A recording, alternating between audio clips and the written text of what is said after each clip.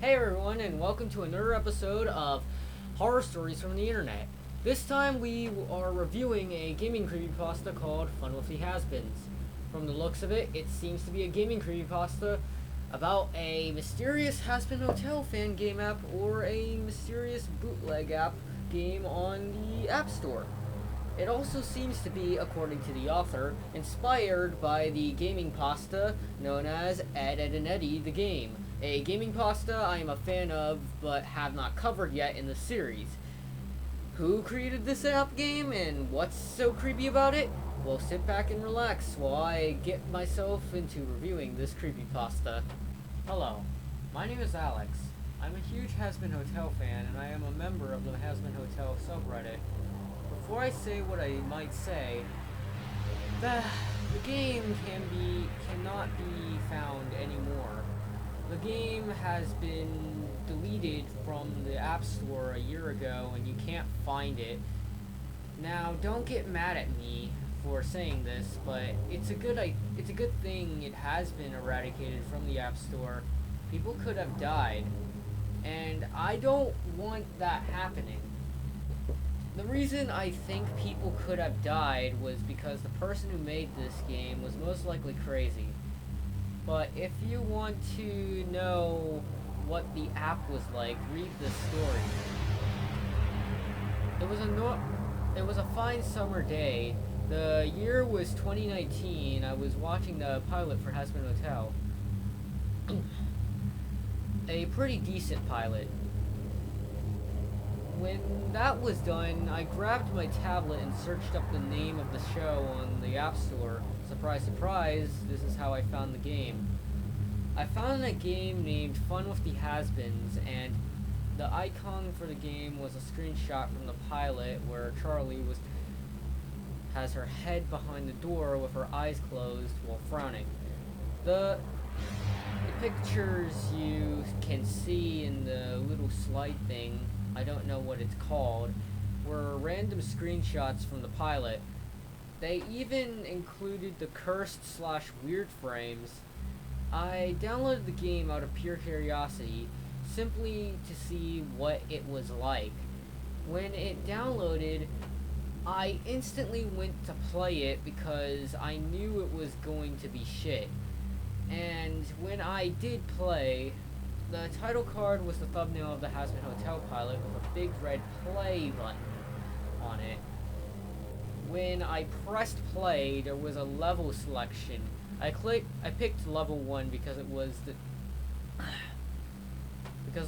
only one I could pick from all the other 3 that were locked. When I got into the level, I found out I was playing as Charlie. The song was cheerful, and as soon as I spawned, a spike with arms and legs was walking towards me with a handgun. I'm not kidding. It was a spike with a gun. Little spiky boy. I'm sorry, I just had to say that. Let's continue. I honestly don't know why it was put in there. I spawned with 3 lives. The background was a background that was taken from Google with a red filter on it, and the only thing that stayed the same was the clouds. I killed the spike by turning around when it was about to shoot. It shot itself while trying to shoot me, and when it died, it left behind 12 coins. I got those coins like every gamer, and I got a life. I continued doing this for every enemy I killed. The entire game looked like it was made in MS Paint. Another thing about the game is that the player character had no walk animation. And when I won, it's shown a GIF of Charlie transforming back into her normal form after being her demon form from the clip where she finishes her song. I unlocked a new level, level 2, when I got into level 2. When I got into level 2, I was Vaggy. when I played the level, the background was the same. I decided to kill an enemy, and now the enemy's eggs.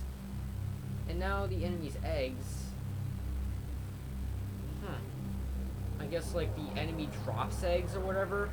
I killed the enemy by stomping on them instead of taking advantage of their aim, because they were like Goombas and were not heavily advanced. But whenever I killed an enemy, a picture of a shadow angel dust would appear on the screen for a split second. I found out what the picture was when I exited out. It showed the game, which was the only tab I opened. As soon as I saw this, I was confused, and I thought it was a terribly hidden Easter egg, so I didn't care about it. I beat the level and got to level 3. I was now Angel Dust. The enemy was the dude who stole his drugs in that one scene. When I stomped on him, he got crushed by a boulder, and the coins were replaced with plastic bags of PCP in them. I beat level 3. I thought I had completed the game, but I did not. There was actually another level. The level had no name. All the levels instantly got locked up when I tried to click on them. I clicked on the new level, and I was now the Shadow Angel Dust seen in the picture. When I spawned in, it had no background. It was just white. I was walking in a void of white. At some points while walking, I had no idea if I was moving or not. As this went on, I began to notice an Angel Dust's face and entire self in the character. The whole game got slightly distorted when I saw something that should not ever be in a game. Angel Dust's head was in a pool of blood. His eyes were rolled to the back of his head, and his blood had sprayed onto his face. And the worst thing about this is that when I tried to pass his head, I could hear a squishing noise signaling that I was stomping on his head. I continued walking through this for some reason and ended up finding more of the characters dead on the ground. Husk was decapitated and his eyes were rolled back as well. Maggie had her eyes closed and had a huge bleeding scar on her, and Charlie had her eyes gouged out and one of her arms was ripped off. I continued walking and came across the same bodies. The distortion was gone. The character froze. Before I knew it, I could hear a loud, high-pitched noise come from my tablet. It reset and showed all the levels beaten, and showed no sign of a level. When I played this again and went to the title screen, the characters from the thumbnail were gone. I still remember this. I want to forget. To those who want to know why I shared this, I was horrified by what I witnessed. Me being horrified of it was not my reason to get a therapist, though. My reason was because I wanted to get what I felt out of my system. So I got a therapist. My therapist told me I should post it online.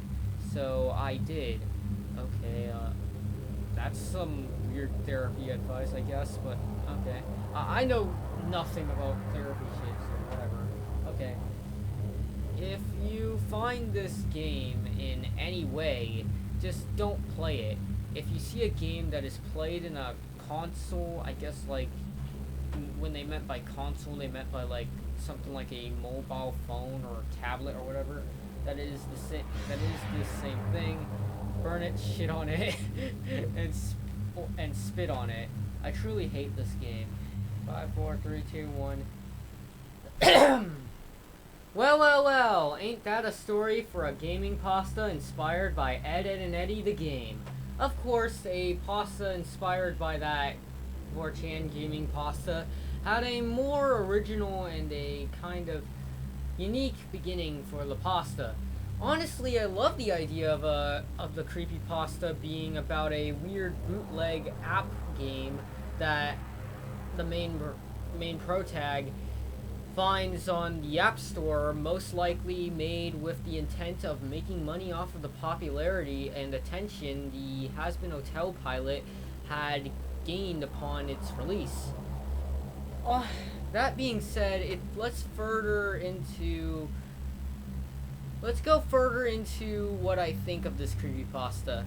We'll say from the start, it certainly interests me, and the screenshots added to the story with how the screenshots show off on how crappy this app game looked like, with how the main character started with playing it to see how shitty it was and stuff.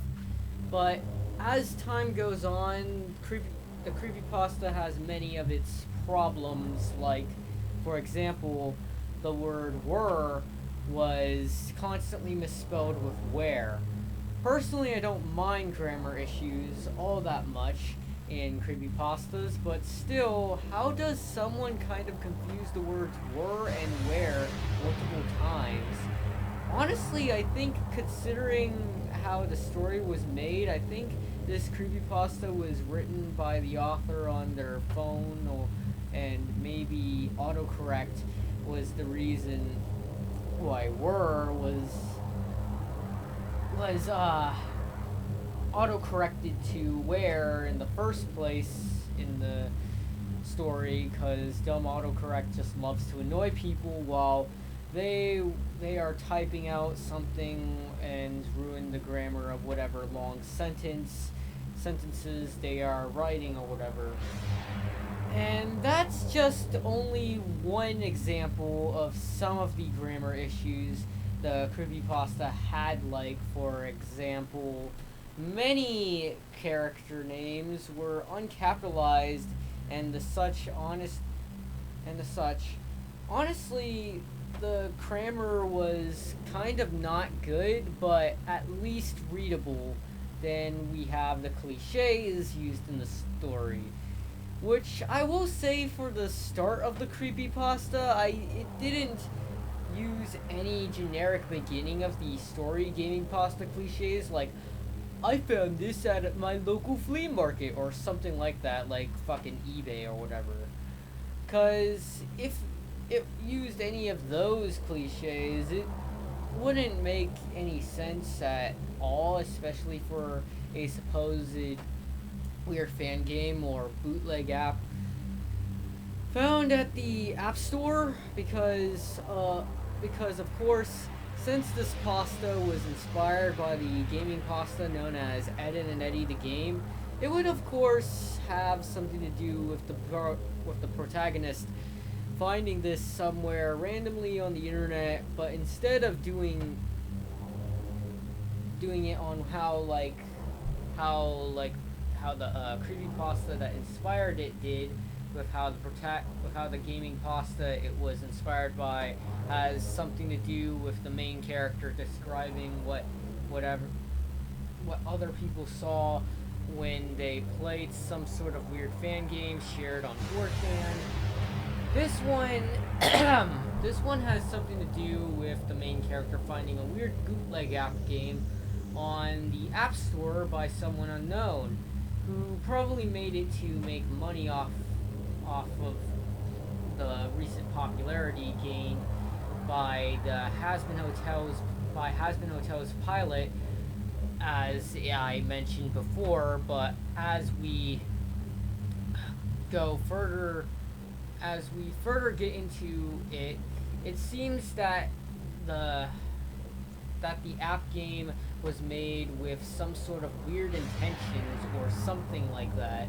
Though I will say, I really do not like the main character's assumption on the game being made by someone who is crazy, and also that the other assumption of this mysterious app game possibly being able to lead to someone's death. Like, why didn't the author go a little further, more into detail and explanation in maybe the game being cursed or something like that, to imply the game could possibly hurt someone IRL or something, or do something, or do other strange shit, then have the protag go into an assumption like that. For the cliches used in the rest of the story, I feel they are either used and executed in a sort of reasonable way, considering the game itself is a weird bootleg app game the protag finds in the App Store anyways, though I don't know why the game was given a little bit of static effects to the game, maybe assuming the creator was a tiny bit inspired by how Sonic.exe plays out. Anyways, honestly, on what I think about this creepypasta so far, I would like to say that this creepypasta just feels average, but slightly badly written. Not too bad and not good either, just slightly bad and averagely written. The story in general, the concept for the story, and its like use of like some cliches, and honestly, I like how the author took most inspiration from one of my most favorite gaming creepypastas out there that I have yet to cover and review on this series, but I will give out my opinion on Ed and Eddie the game when I get to it. Maybe this month for my series of how I'll be working on many new episodes for this series this month. Anyways, this has been another episode of Horror Stories from the Internet. I hope you enjoyed this 4th episode, and I hope you have, and if you, if you have any creepypastas you want to suggest to me to read and review, tell me in the comments below. This is Wonder Hellblazer, and I'll see you all in probably the next episodes I will be working on later. Bye.